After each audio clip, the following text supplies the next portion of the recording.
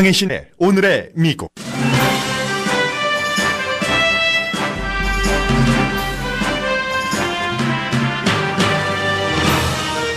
미국과 중국, 일본에서 문재인 대통령의 외교 정책 변화에 주시합니다. 문재인 대통령은 각 나라 정상과 전화통화에서 공통 분모를 찾을 태도를 보였지만 선거 공약의 틀 안에 섭니다. 뉴욕타임즈는 한국 신임 대통령이 중국과 미국 사이에서 균형 외교를 추구할 것이라는 기사와 미국은 한국과 마찰할 시간이 없으니 두 나라 정상이 빨리 만나라는 사설을 실었습니다. 미국의 북한 전문가 고든 챙 씨는 햇볕 정책 당시의 예를 들면서 문재인 대통령이 중국의 대북 압박이 아니라 대북 지원을 정당화시킬 것이라고 전망했습니다. 미국 중앙정보국 CIA가 북한 핵위협 전담센터를 만들었습니다. 근무 도중 어이없게 해고된 연방수사국장은 직원들에게 담담한 작별 편지를 보냈습니다. 그러나 그를 해고한 트럼프 대통령은 자칫 수렁으로 빠질 수도 있는 위기입니다. 대통령에게 연방수사국장 해임 권고 편지를 썼다는 법무부 부장관은 사임 압력을 받고 있고 FBI 직원들은 대통령에게 악감정을 갖게 됐습니다. 많은 국민들은 대통령의 러시아 커넥션이 역풍 맞을 걸 알면서도 수사 책임자를 해고할 정도로 심각하다고 여깁니다. 마이크로소프트 CEO가 테크놀로지 업계는 세상이 조지 오웰의 작품 1984년처럼 되는 걸 막아야 한다고 주장합니다. 62년을 함께 살아온 커플이 처음 만난 순간의 모습으로 함께 눈을 감았습니다.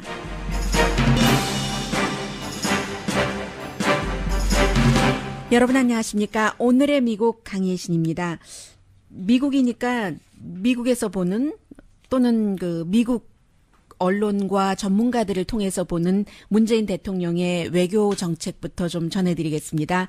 문재인 대통령의 외교 정책에서 가장 중요한 나라는 당연히 중국, 미국, 일본 순서입니다.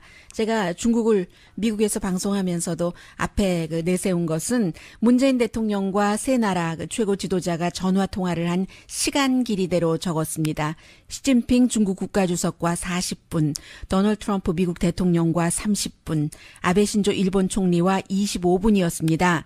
그리고 전화 통화를 한 순서는 미국, 중국, 일본 지도자였지만 중국 리더들은 원래 우방국 지도자가 이제 선출이 되고 나면은 보통 며칠 아니면 어떤 때는 이제 몇 주일 정도 시간이 흐르고 나서 특사에게 주석의 편지를 친서를 보내죠. 그래서 그런 것에 비하면은 이번에는 하루만이었으니까 아주 빠른 회담 성격의 전화 통화를 했습니다. 그에 비해서 이제 미국은 또 다르죠. 주로 동맹국의 새로운 대통령이 확정되면은 직접 대통령 이름으로 축하한다는 발표를 빠른 시간 안에 하지만 이번에는 그렇지 않았습니다. 취임식이 끝나고 나서 전화 통화를 했고 그리고 이제 어제 로스앤젤레스 시간으로는 아침 6시 30분이었는데 그 전화 통화 내용에 대해서는 백악관은 크게 발표를 하지도 않았고 미국 언론 가운데 가장 먼저 전한 신문이 두 나라 정상이 전화 통화를 하고 9시간도 더 지난 어제 로스앤젤레스 시간으로 오후였습니다. 워싱턴 타임즈였습니다. 그리고 이제 아베 신조 일본 총리와 총리는 이제 버락 오바마 대통령과도 친했지만 트럼프 대통령이 당선되자마자 가장 먼저 취임하기도 훨씬 전에 트럼프 타워를 방문해서 미국 대통령을 만났던 것처럼 문재인 대통령에게도 이제 빨리 축하 전화를 했습니다. 지금 문재인 대통령과 세 나라 정상의 전화 통화 내용은 한국과 세 나라 관계를 보여주고 또 이 새로운 한국 대통령이 세 나라를 상대로 어떤 외교를 펼칠지도 짐작하게 합니다. 공통적인 대화 이슈는 당연히 이제 미국의 국방신문 스타즈 앤 스트라이프스가 지적한 대로 북한이었고 문재인 대통령은 이제 북한이 다른 여러 나라 한국을 포함해서 주고 있는 위협을 외교적으로 풀 듯 당연히 밝혔습니다. 그래서 이 미국의 국방신문은 북한에는 새로운 챕터가 열렸다. 박근혜 대통령, 이명박 대통령의 거의 9년과는 다른 챕터가 열렸다는 거죠. 문재인 대통령과 트럼프 대통령의 전화 통화는 축하한다. 동맹이 중요하다. 워싱턴에 초대하겠다. 고맙다. 뭐 이런 당연히 지극히 외교적인 내용이었고, 그리고 이제 초대를 문재인 대통령도 받아들였지만 날짜는 아직 정해지지는 않았습니다. 오늘 미국의 AP통신을 통해서 이런 것들을 조금 들여다보면은 문재인 대통령과 시진핑 대통령과의 대화에서는 문재인 대통령이 이제 중국의 긴장을 완화시키기 위해서 대표단을 파견한다고 한 것에 주목했습니다. 더불어민주당 이제 박영석 의원이 특사로 내정됐다죠. 워낙에 중국 통이니까는요. 그리고 이제 시진핑 중국 국가주석이 분명히 전화 통화에서 사드에 대해서 절대적으로 반대를 했고, 문재인 대통령도 중국의 그런 심정이나 입장을 충분히 이해한다고 했습니다. 그러나 그 이후에 한국의 비즈니스가 굉장히 어려워진 것을 얘기를 했고, 그리고 이제 사드의 경우는 지금 AP통신이 볼 때는 이 두 나라 정상의 전화 통화까지 다 끝난 뒤에 북한의 도발적인 행위가 없으면은 이게 풀기가 어려운 문제다. 이게 이제 또 문재인 대통령이 시진핑 중국 국가주석에게 한 말이기도 하고요. 중국도 당연히 이제 방문한다고 했고, 사드 완전 철회는 어려울 것으로 AP통신도 보고 있습니다. 그래서 이제 중국이 너무나 아직까지는 강력하게 사드 철수 입장을 지키고 있기 때문에 중국과 한국의 관계 개선도 어느 정도까지 갈 수 있을지 알 수 없다고 보도를 했습니다.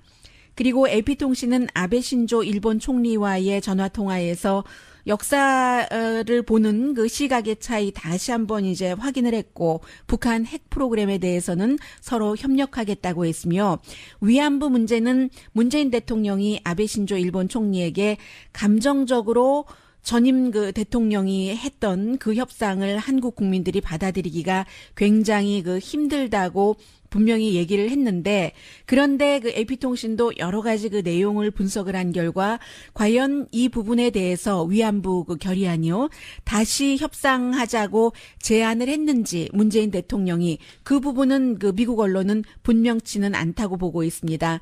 그리고 이제 일본 특사로는 더불어민주당의 문희상 의원이 지금 내정이 돼 있기 때문에, 문희상 의원 같은 경우는 노무현 대통령 때부터 함께 일을 해왔던 사람이고요.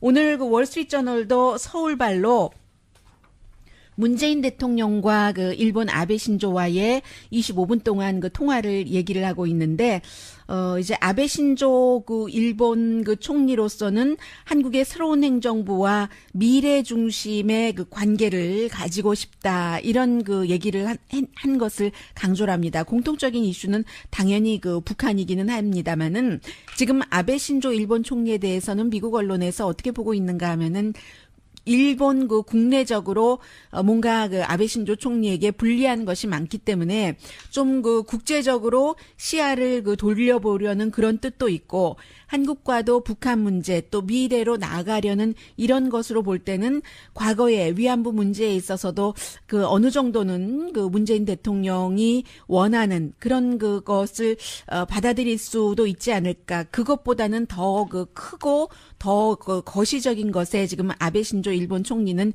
집중을 할 수밖에 없다는 얘기 하고 있습니다. 그리고 이제 러시아 특사로는 송영길 더불어민주당 의원이 이번에 선거 때에 굉장히 책임을 맡고 일을 했었던 사람이 파견이 되는 것으로 내정이 돼 있습니다. 중국과 러시아 통이죠. 오늘 뉴욕타임즈는 문재인 대통령이 이제 취임식 끝나고 나서 세 나라 정상과 전화 통화하고 한 것을 쭉 보면은 결국은 미국과 최고 무역 파트너인 중국 사이에서 균형 외교를 할 것이라는 힌트를 줬다라고 결론을 내렸습니다.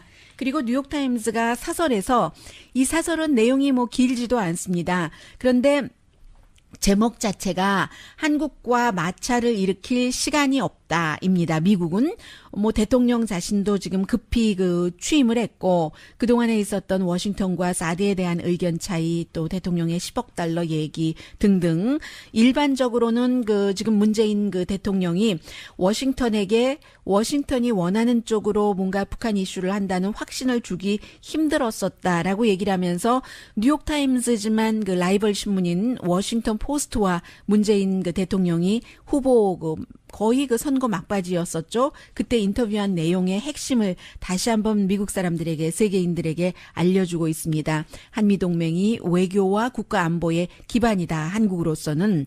그리고 이제 한국이 북한 이슈에서 뒷좌석에 앉아 있지 않고 주도권을 잡아야지 되고, 조건이 맞으면은 김정은을 만나겠다. 그리고 트럼프 대통령과 같은 페이지에 있다고 본다, 북한 이슈에 대해서. 그래서 이제 문재인 대통령의 대화를 하려는 그런 그 의지는 지금 그 워싱턴의 대북 강경 정책과 다툴 필요가 없다고 얘기를 합니다. 북한과 대화하려는 의지요. 뉴욕타임스 사설의 주장입니다.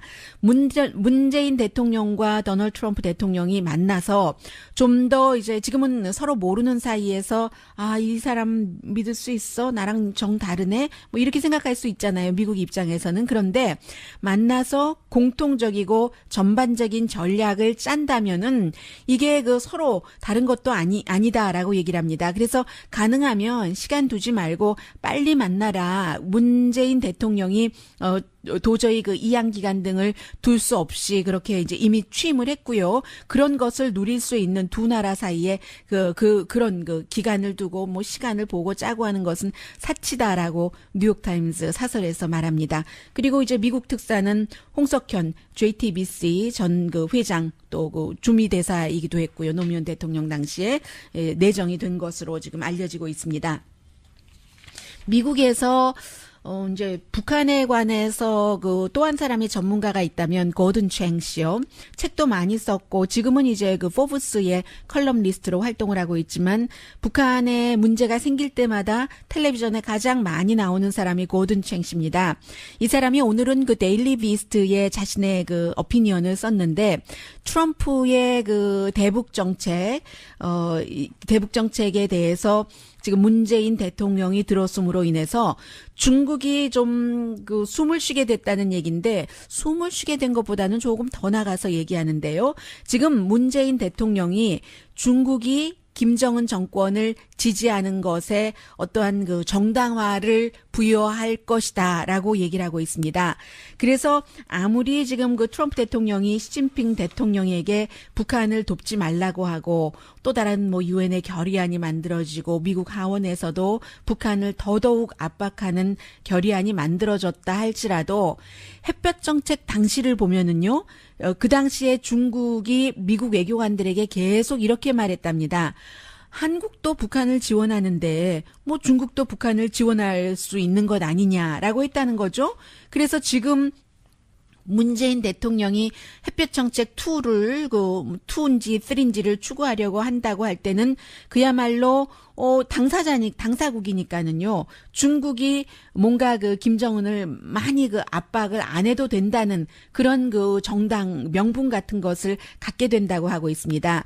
그러면서 이 고든 챙 씨는 사실은 미국이라는 나라는 한국의 방어를 하겠다고 서약한 유일한 국가인데 지금 북한 문제에 대해서 이렇게 그 다르다는 이슈를 내놓고 있고 그리고 이제 그 문재인 대통령으로서도 북한을 곧 방문할 수는 없을 것이라고 예상을 합니다. 물론 문재인 대통령 개인적으로는 이제 그 북한에서부터 넘어온 그런 그 부모님을 둔 사람이기도 하고 이번에도 보면은 그 연설할 때도 민주정권 3기라고 얘기를 했었잖아요. 취임사는 아니고 광화문에 사람들이 많이 모였을 때 연설할 때 그 민주정권 3기라는 게 누구를 말하겠습니까? 햇볕 정책 김대중 대통령 또 그 노무현 대통령 본인 이렇게 얘기를 하는 것이겠죠. 그렇게 개인적인 마음을 갖고 있기는 하지만 북한을 돕고 싶다 할지라도 그렇다 할지라도 곧 방문할 수 없는 것이 왜냐하면 한국의 많은 유권자들은 아직도 그 보수 홍준표 후보를 지지하기도 했고 또 많은 유권자들은 김정은 정권에 대해서 굉장히 그 회의감을 갖고 있기 때문에 그러한 것들도 다 그 계산을 하고 감안을 하고 배려하고 또 그 받아들여서 이제 그 문재인 대통령이 평양을 방문하는 시기를 잡을 수 있을 것이라고 얘기를 하고 있습니다. 그러나 한 가지 분명한 것은 문재인 대통령이 대북 정책을 좀 부드럽게 바꾸면서 김정은은 중국, 러시아, 한국을 더욱 좀 조정을 할 수 있게 됐다라고 표현을 하고 있거든요. 그리고 이제 사드 추가 배치는 힘들 것이고, 중국은 그래서 사드에 대해서 뭐 크게 걱정할 필요도 없다고 고든챈 씨는 얘기를 하고 있습니다. 그래서 중국으로서는 어떻게 보면은 미군이 주도하고 있거나 아니면 미군이 가서 군사 훈련을 할 수 있도록 기지를 빌려주기도 하고 해역을 빌려주기도 하는 일본, 베트남, 어쩌면 오스트랄리아까지도 단속을 좀 해야지 될 것 같다 하는 게 데일리 비스트에 실린 고든챈 씨의 오늘 어피니언입니다. 그리고 이제 이 내용은 사실은 CIA에서 하는 것이기 때문에 많이 나오지는 않지만 아주 중요해 보입니다. 왜냐하면 미국이 하나의 국가를 위한 전담반을 CIA 안에 만든 것은 이번이 처음이랍니다.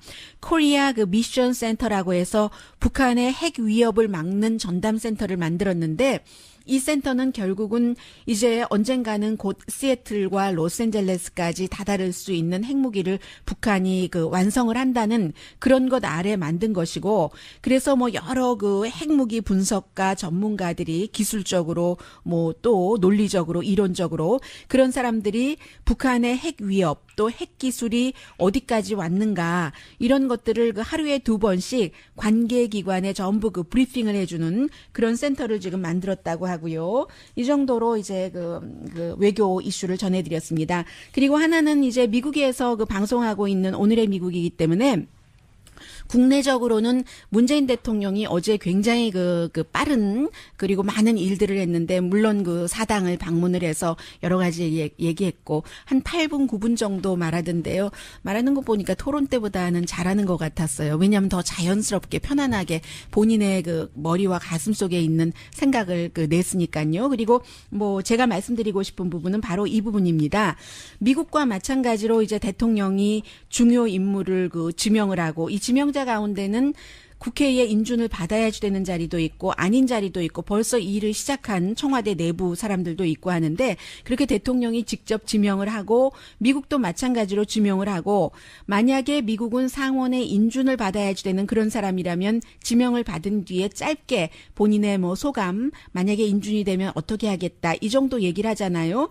그런데 한국은 어제 거기서 조금 더 나가서 지명자인데도 불구하고 총리 같은 경우는 지금 국회 인준을 받아야 되죠. 그런데 총리에게도 질문을 받게 했고, 또 국정원장 또 비서실장은 뭐 인준 다 필요 없는 자리긴 하지만 질문을 받게 했는데, 오히려 질문자들이 준비가 되지 않아서 질문을 제대로 하지 못하고 단상에 서 있는 사람들이 굉장히 그 분야에서 자신들의 뭐 아는 것을 뭐 갖고 있었던, 그래서 오히려 총리 지명자 같은 경우는 뭐 굉장히 더 이상 없습니까? 뭐 이렇게 얘기하기도 했고, 국정원장 같은 경우도 하나 질문 나오고 안 나오니까 제가 오늘은 이 자리에 있지만 국정원장이라는 그런 자리에서 일을 만약에 하게 된다면 더 이상 여러분 앞에 나설지 모르겠는데 이대로 내려갈까요? 이 정도로 굉장히 적극적이고, 또 답변들도 상당히 잘하더군요. 한국의 그런 인준 받기 전에 지명받은 사람들이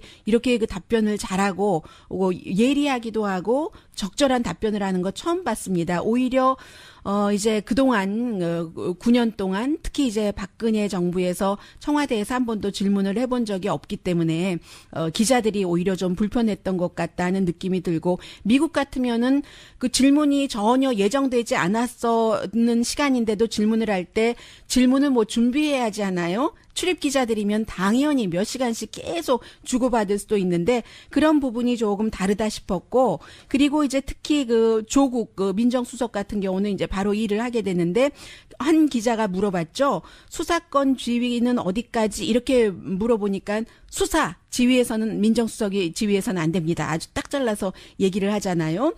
센터를 만들었습니다. 근무 도중 어이없게 해고된 연방수사국장은 직원들에게 담담한 작별 편지를 보냈습니다. 그러나 그를 해고한 트럼프 대통령은 자칫 수렁으로 빠질 수도 있는 위기입니다. 대통령에게 연방수사국장 해임 권고 편지를 썼다는 법무부 부장관은 사임 압력을 받고 있고, FBI 직원들은 대통령에게 악감정을 갖게 됐습니다. 많은 국민들은 대통령의 러시아 커넥션이 역풍 맞을 걸 알면서도 수사 책임자를 해고할 정도로 심각하다고 여깁니다. 마이크로소프트 CEO가 테크놀로지 업계는 세상이 조지 오웰의 작품 1984년처럼 되는 걸 막아야 한다고 주장합니다. 62년을 함께 살아온 커플이 처음 만난 순간의 모습으로 함께 눈을 감았습니다.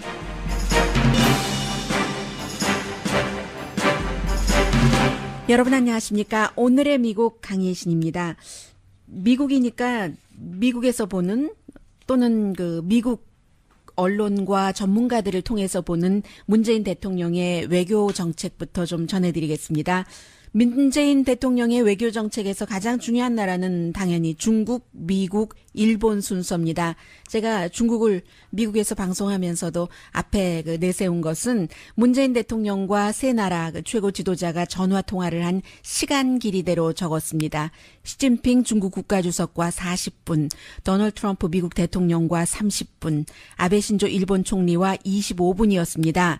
그리고 전화 통화를 한 순서는 미국, 중국, 일본 지도자였지만 중국 리더들은 원래 오방국 지도자가 이제 선출이 되고 나면은 보통 며칠 아니면 어떤 때는 이제 몇 주일 정도 시간이 흐르고 나서 특사에게 주석의 편지를 친서를 보내죠. 그래서 그런 것에 비하면은 이번에는 하루만이었으니까 아주 빠른 회담 성격의 전화 통화를 했습니다. 그에 비해서 이제 미국은 또 다르죠. 주로 동맹국의 새로운 대통령이 확정되면은 직접 대통령 이름으로 축하한다는 발표를 빠른 시간 안에 하지만 이번에는 그렇지 않았습니다. 취임식이 끝나고 나서 전화 통화를 했고 그리고 이제 어제 로스앤젤레스 시간으로는 아침 6시 30분이었는데 그 전화 통화 내용에 대해서는 백악관은 크게 발표를 하지도 않았고 미국 언론 가운데 가장 먼저 전한 신문이 두 나라 정상이 전화 통화를 하고 9시간도 더 지난 어제 로스앤젤레스 시간으로 오후였습니다. 워싱턴 타임즈였습니다. 강혜신의 오늘의 미국.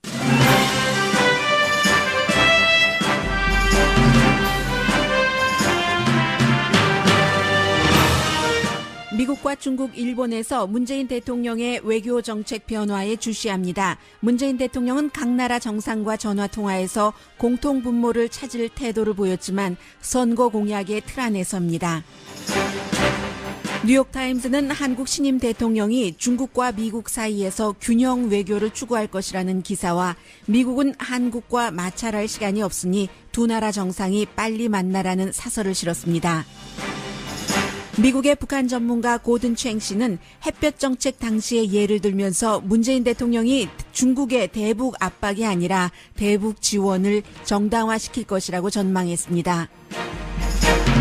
미국 중앙정보국 CIA가 북한 핵 위협 전담 그리고 이제 아베 신조 일본 총리와 총리는 이제 버락 오바마 대통령과도 친했지만 트럼프 대통령이 당선되자마자 가장 먼저 취임하기도 훨씬 전에 트럼프 타워를 방문해서 미국 대통령을 만났던 것처럼 문재인 대통령에게도 이제 빨리 축하 전화를 했습니다.